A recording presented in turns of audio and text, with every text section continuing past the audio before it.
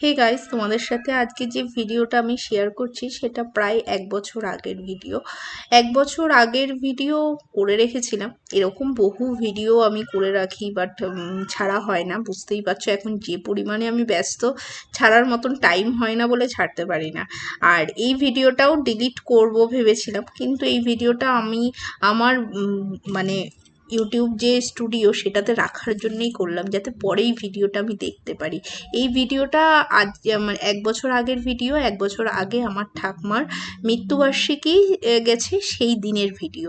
But তারপরে আর ছাড়া হয়নি, কারণ মেয়ে তখন অনেক ছোট, একদমই এডিট করতে পারিনি। আর তারপরে আমি ওখানে ছিলাম, মানে যে কোনো কারণে আর ছাড়তে পারিনি।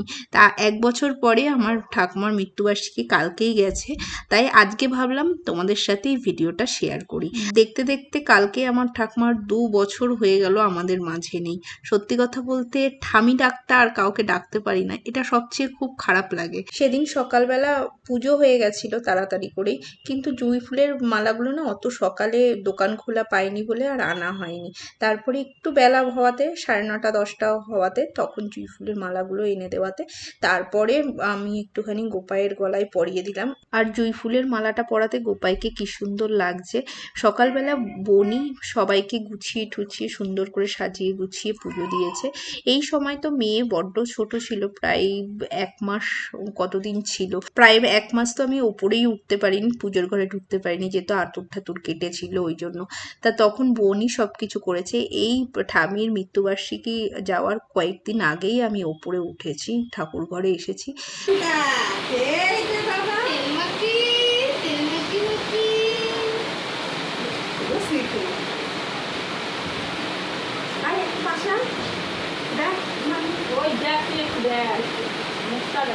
বললে বাবা না না অপমান করা এইসব করা ভালো না।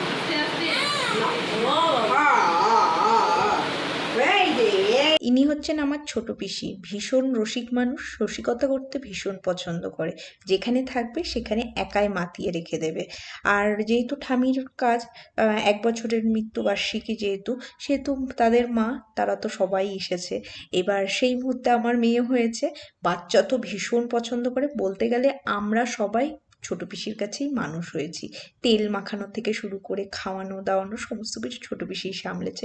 এবার আমার মেয়েকে যেহেতু পেয়েছে, সেহেতু এখন ইচ্ছা সমস্ত কিছু করবে, তাই আমি ছোট পিসিকে বলেছি তুই আমার মেয়েকে তেল মাখা। তাই বসে বসে তেল মাখাচ্ছে খুব আনন্দের সাথে। আর এখানে এখন আমার বাবার কাজ চলছে।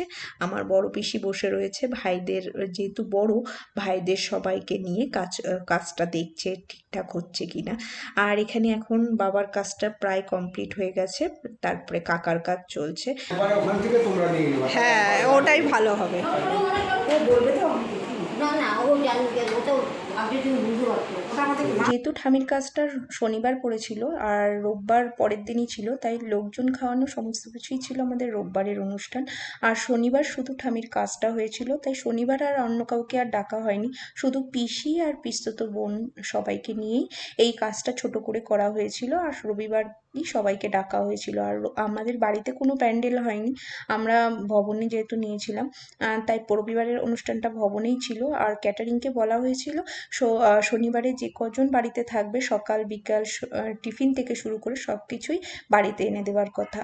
আমাদের এখানে দুপুরের খাবার চলে এসেছে, তার আগে সকালের লুচি তরকারি এসেছিল, সেটা আর দেখানো হয়নি। আর দুপুরে এখানে একটা ছেঁচড়া এসেছিল, আলু ফুলকপির তরকারি এসেছিল, পনির এসেছিল, ডাল ছিল, চাটনি ছিল, এই সমস্ত পাঁপড় টাপড় ছিল। আর যেহেতু সেদিনকে কাজ ছিল তাই নিরামিষই হয়েছিল। তোমরা সকলে আমার ঠাকুমার আত্মার শান্তি কামনা করো, যেখানেই থাকে যেন খুব ভালো থাকে। আর এখানে কাজ মোটামুটি কমপ্লিট, এখনো আছে কিছুটা কাজ, মাঝে নাতি নাতনিদের কাজ চলবে। এইবার মানে আমার যে কি সৌভাগ্য, আমি ঠামির কাজের দিনও আমি একটা ভুজ্জিদান করেছিলাম, আর এই বাৎসরিকের দিনও একটা ভুজ্জিদান করছি। মানে দাদুর বেলায় এগুলো কিছুই পারিনি, কারণ আমার বিয়ের 1 বছর পরেই দাদু মারা গেছিলো। তখন 1 বছরও হয়নি, ওই জন্য আসতে পারিনি। তার থেকেও বড় ব্যাপার, আমার ছেলে তখন হবে, আমার তখন 7 মাস চলছে, সেই জন্য আসতে পারিনি আর দিতে পারিনি। এটা আমার কাছে খুব কষ্ট।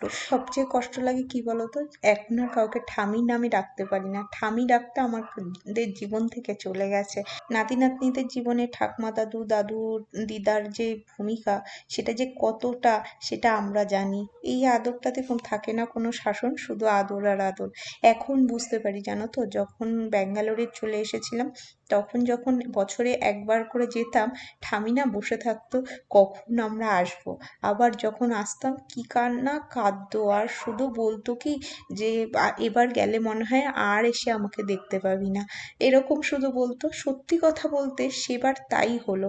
আমি মোটামুটি জুনের ফার্স্ট উইকের দিকে বাড়ি এলাম, আর জুলাইতে 29 তারিখে ঠামি মারা গেল। ঠামি একটু অসুস্থই ছিল, বাট উঠে হাঁটা চলা সবই করছিল, কিন্তু আমি যাওয়ার পরেই ঠামি আস্তে আস্তে বিছানা নিয়ে নিল।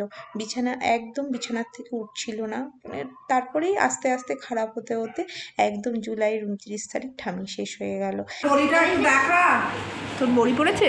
একটা বড়ি দিয়েছে, দেখে দেয়নি। এই আজকে ভালো হয়েছে। আর এক টুকরো আম দিয়েছে। এই আমটাও দেখুন, এক টুকরো পুরো আম নয়। না না, এটা দেখা, এই যে তেজপাতাও দিয়েছে একটা।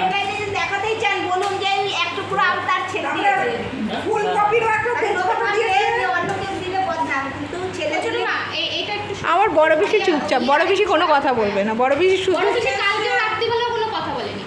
এই যে আমার মনটা একটু আরো এক টুকরো আম দেওয়া হয়েছে। না বাবা, বলি 3 টুকরো খেয়েছি। এই না, ওইটা আগের টুকরো, আমি আর এক টুকরো খেয়েছি। দিলাম। হ্যাঁ, আরো এক দিয়ে টুকরো কোটাও দিয়েছে। শোনাচ্ছে দেখুন। ও কি দিয়ে দেওয়া হয়েছে তোরে? আর ইনি হচ্ছেন আমার ছোট পিসমশাই, আর এটা হচ্ছে আমার পিসতুতো দিদির ছোট ছেলে। আর এরা দুজন যখনই থেকে এসেছে আমার মেয়েকে যে কি ভালোবাসছে, আমার মেয়ের কাছেই সারাক্ষণ থাকছে। আমার ছোট পিসমশাই কিন্তু আমার মেয়েকে ভীষণ ভালোবাসে, আর যখন থেকে পিসমশাই এসেছে তখন থেকে মেয়ে জাগ না থাকলে পিসমশাইয়ের কাছেই থাকছে, পিসমশাই নিয়ে নিয়ে নিয়ে নিয়ে রাখছে। কাজ শেষ হতে হতে প্রায় 4টে 4:30 বেজে গেছে। এখন কাজটা শেষ হয়ে গেছে, এখন এই যে ভাত সরাটা পুকুরে গিয়ে দিয়ে আসতে হবে। তা এখানে ঠামি যা যা পছন্দ করতো তাই তাই করে দেওয়া হয়েছে। এখানে ঠামি একটুখানি খাসির মাংস পছন্দ করতো, আর ওদিকে একটু ইলিশ মাছ পছন্দ করতো, সবই দেওয়া হয়েছে। মানুষ না থাকলে জানো তো মানুষের অভাবটা বোঝা যায়, মানুষ যখন থাকে তখন মানুষের অভাবটা বোঝা যায় না। এখন বাড়ির থেকে আসি তাও এখন খারাপ লাগে মনের মধ্যে, যে এই কিছুদিন আগেই ঠামিও আমরা যখন চলে আসতাম তখন কান্নাকাটি করতে, এখন আর কেউ করে না। সবচেয়ে বড় ব্যাপার আমার মার যেটা হয়েছে, এখন রিসেন্ট আমার বোনের বিয়ে ঠিকঠাকের মধ্যে চলছে। তা বোনের বিয়ের সময় তো মানে মা বলছে আমার তরফ থেকে আর কেউ নেই, কারণ মায়ের মা বাবাও মারা গেছে, মানে আমার দাদু টিরদাও মারা গেছে, এমনকি আবার ঠাকমা দাদুও মারা গেছে। আমার বিয়ের সময় যেমন আমার দিদা আমার ঠাকমা দুজনাই বেঁচে ছিল, সবাই বেঁচে ছিল, আমার দাদু দিদা সবাই বেঁচে ছিল। এবার এবারের বেলায় কেউই নেই। যেমন আমার বিয়ের সময় অনেক এমন কিছু মানে ছোট ছোট মানে নিয়ম যেগুলো আমার ঠাকমা দিদা দুজন মিলে আমার মাকে গাইড করে করেছে। মা বলছে এখন আর আমাকে গাইড করার মতন কেউ নেই, এখন সম্পূর্ণটাই আমাকেই করতে হবে। এই অভাবটা আমার মা এখন ফিল করছে। এখানে এই পুকুরে এখন ঠামির ভাতসড়াটা দিয়ে বাবা আর কাকা স্নান করে এখন বাড়ি যাবে। এখনো সকাল থেকে মারা কিছুই খায়নি, কারণ কাজ কমপ্লিট হবে তারপরে খাওয়া দাওয়া করবে। এখন বাড়ি গিয়ে মারা একটু খাওয়া দাওয়া করবে, তারপরে আবার বিকেলে কীর্তনের লোক আসবে। সঠিক শুনুন, আগস্ট মাসে যদি গিয়ে গৌরী আগস্ট মাসে গেছি। মামা করছে কেমন দেখ, মামা তুমি দাদা? কোন দিকে তাকিয়ে আছো? আগস্ট, এই না ওই দেখো তো, এইটা কেন বন্ধ লেগে যাবে ওর। ওই লাগবে কিন্তু সব। একটা ইয়ার কি মার।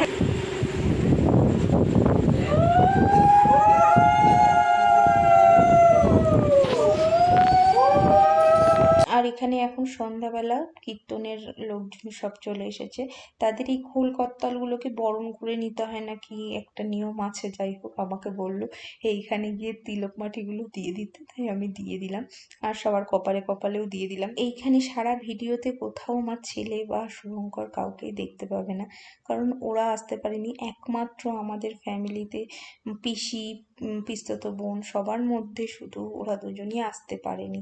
এইটা খুব কষ্ট কষ্টকর আমার কাছেও সত্যি কথা বলতে, কারণ ছেলে আসতে পারেনি, কারণ ছেলে তো তখন চলে গেছিলো ওর বাবার সাথে ব্যাঙ্গালোরে। তখন ওর স্কুল খুলে গেছিলো ওই জন্য, আর ছেলের তখন এক্সাম চলছিল, ওই জন্য আসাটা একদমই সম্ভব ছিল না। অনেক চেষ্টা করেছিল, বাট এক্সাম চললে তো আর কিছু করার থাকে না, তাই আর আসতেও পারিনি। আর এর জন্য না আমার মনটা ভীষণ খারাপ ছিল, কিন্তু কিচ্ছু করার নেই, করতে তো হবে। আর শুধু আমার না, আমার মায়েরও মানে মনটা খুব খারাপ ছিল।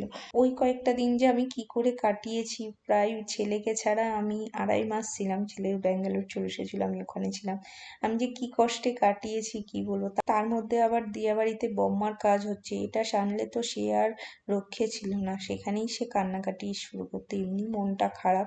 তার মধ্যে যদি এগুলো জানতো আরো বেশি মন খারাপ হতো। ওই 2 দিন তো আমি ওকে ফোনই করিনি, টোটালি ফোন বন্ধ। ওর বাবা কোনো ক্রমে বুঝিয়ে শুনিয়ে রেখেছে, ফোনে কথা বলেছি, বাট ভিডিও কল একদমই করতে পারিনি, কারণ বাড়ি ভর্তি সব পিসি পিসামশাইরা সবাই ছিল।